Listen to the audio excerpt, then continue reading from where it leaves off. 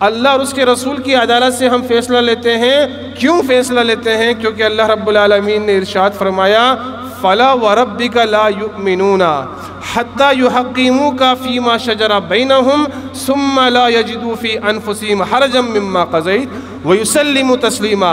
اے محمد صلی اللہ علیہ وسلم، فَلَا وَرَبِّكَ تمہارے رب کی قسم ہے، حَتَّى يُحَقِّمُوكَ فِي مَا شَجَرَ بَيْنَهُمْ، یہ جب تک مومن نہیں ہو سکتے، مسلمان نہیں ہو سکتے، جب تک کہ اپنے تمام اختلافات کے اندر، تمام جھگڑوں کے اندر تمہیں فیصل نہ مان لیں، اللہ کے نبی تمہیں جج نہ مان لیں، اللہ کے نبی تمہیں قائد اور رہبر نہ مان لیں، پھر جو فیصلہ آپ کر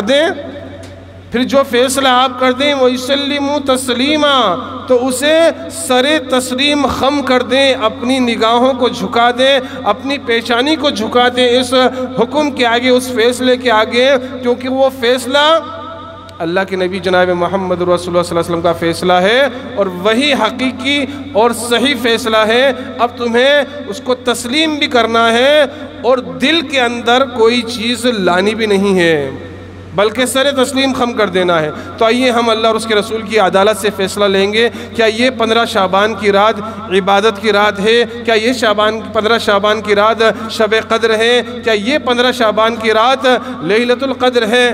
اللہ رب العالمین قرآن کریم والفرقان حمید سورہ دخان کی آیت نمبر 1، 2، 3 اور 4 کے اندر ارشاد فرماتا ہے حامیم والکتاب المبین انا انزلناہ فی لیلۃ مبارکۃ انا کننا منذرین۔ قسم ہے اس کھلی کتاب کی، اللہ رب العالمین قسم کھا رہا ہے، حامیم والکتاب المبین، قسم ہے اس کھلی اور روشن کتاب کی، انا انزلناہ فی لیلۃ مبارکہ، ہم نے اس کتاب کو لیلہ مبارکہ میں نازل فرمایا، مبارک رات میں ہم نے اس قرآن کو نازل فرمایا جو کہ کھلی اور روشن کتاب ہے، انا کننا منذرین، اور ہم ہی لوگوں کو ڈرانے والے ہیں۔ فیہا یفرق کل امر حکیم، اور اسی رات کے اندر ہر مضبوط کام کا فیصلہ کیا جاتا ہے۔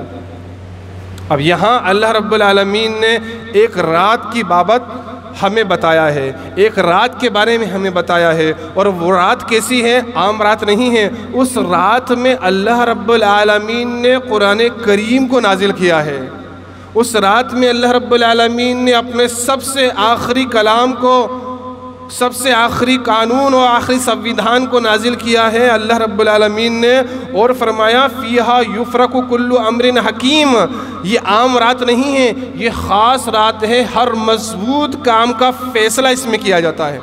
یہ کہا جاتا ہے نا 15 شعبان کی رات یہ فیصلوں کی رات ہے، تو اس رات میں اللہ رب العالمین جو تذکرہ کر رہا ہے، قرآن نازل کیا گیا، اسی رات میں اللہ تمام مضبوط کام کے فیصلے بھی فرماتا ہے۔ اس کے بعد اللہ رب العالمین نے سورہ قدر میں کیا ارشاد فرمایا اس رات کے تعلق سے؟ انا انزلناہ فی لیلۃ القدر وما ادراک ما لیلۃ القدر لیلۃ القدر خیر من الف شہر۔ سورہ قدر آیت نمبر 1 سے لے کر 3 تک ہے۔ بے شک ہم نے اس قرآن کو شب قدر میں نازل کیا ہے۔ وما ادراک ما لیلۃ القدر، اے نبی صلی اللہ علیہ وسلم آپ کو کیا معلوم لیلۃ القدر کیا ہے، شب قدر کیا ہے؟ لیلۃ القدر خیر من الف شہر، شب قدر لیلۃ القدر 1000 مہینوں سے بہتر ہے۔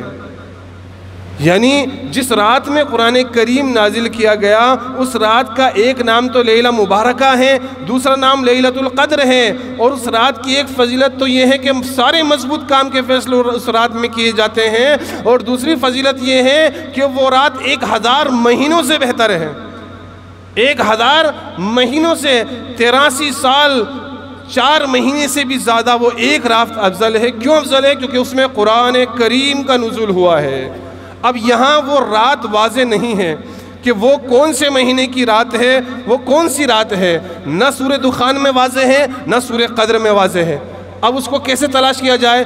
تیسری آیت کریمہ، کیونکہ قرآن کریم کی ایک آیت دوسری آیت کی تشریح کرتی ہیں، ایک حدیث دوسری حدیث کی تشریح کرتی ہیں، قرآن کریم کی آیت حدیث مبارکہ قرآن کریم کی آیت کی تشریح کرتی ہیں، تو اللہ رب العالمین نے سورہ بقرہ آیت نمبر 185 کے اندر ارشاد فرمایا شہر رمضان الذی انزل فیہ القرآن، رمضان کا وہ مہینہ ہے جس میں قرآن کریم کو اللہ رب العالمین نے نازل فرمایا۔ بات روزے روشن کی طرح آیا ہو چکی ہے، بات کلیئر ہو چکی ہے کہ وہ مبارک رات، وہ لیلہ مبارکہ، وہ رات جس میں ہر کام کا مضبوط فیصلہ کیا جاتا ہے، وہ رات جو 1 مہینوں سے زیادہ 1000 مہینوں سے زیادہ افضل ہے، وہ رات کہاں ہے؟ شہر رمضان الذی انزل فیہ القرآن، رمضان کا وہ مہینہ ہے جس میں قرآن کریم نازل ہوا۔